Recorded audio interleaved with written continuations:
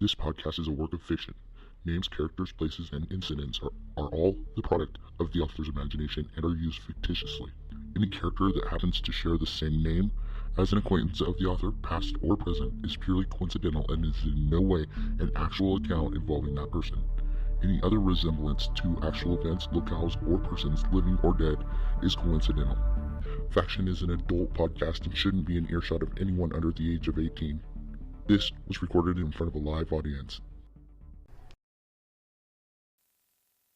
Okay, so welcome to the first edition of Douchebag of the Week. So now for the first edition, I figured we better do somebody big. And it just so happens that our president just recently proved himself again to be a fucking douchebag. So Joe Biden gets the honors, I guess. Now, in my opinion, Joe Biden has done countless things which would be justifiable for having a douchebag sticker stuck to your back. But let's talk about what he did just recently.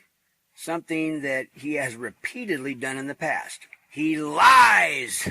He's an obsessive fucking liar, man. You know, I don't think the media is giving this enough attention, to tell you the truth. And because, hey, it fucking bothers me, man. It does.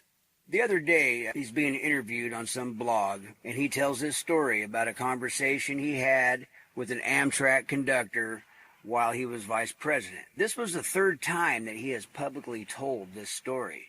First time that he told it, the whole story was fact-checked by the Associated Press, and they reported that the whole story was a lie. You know, the date and the year that Joe Biden allegedly had this conversation with the conductor that he's talking about, the conductor had been retired already for 7 years at that point, and by the time that he actually made the statement or told this lie, the guy was dead. So, you know, the story goes like this. The conductor made a statement like, "Hey, you must have rode this Amtrak 1,000,000 miles, Joey baby." And, you know, he tells this lie, obviously, trying to gain favor with the blue-collar working-class people for votes. Like he knows what it's like to punch in 9 to 5 and then ride a fucking train home and put 1,000,000 fucking miles in doing it. You know, the whole story is a fucking lie, and everybody knew that the first time, okay? So the second time you told the story, it made you look like a real jackass. But now the third time that you've told it, you know, now you're a fucking douchebag, okay?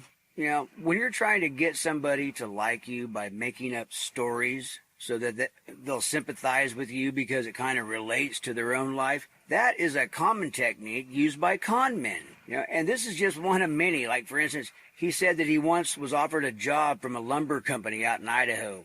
Well, that was determined to be bullshit. He said he used to drive an 18-wheeler. Well, that didn't happen. Bullshit. He said he visited Pittsburgh's Tree of Life Synagogue after the massacre in 2018 and spoke to the rabbi, but the synagogue says he's never been there. They've never met him. So he's trying to make a phony connection with the voters. He's not a blue-collar worker that's struggling to get by. Let's get that straight. You know, he's lived in Washington almost his entire adult life. He tells people a story about his late son, Bo, killed in action, you know, but actually he died of brain cancer. You know, he tells this story when there's a crowd full of families who lost children in combat. Every one of these stories is just a calculated con job. And, you know, he's been doing this shit his whole career. They never fact-checked him before because a senator from Delaware doesn't get fact-checked very often because nobody gives a fuck about what he's saying. Once he became president, everything that came out of his mouth was fact-checked, and come to find out, this guy is consistently full of shit. So there it is there, Joe Biden.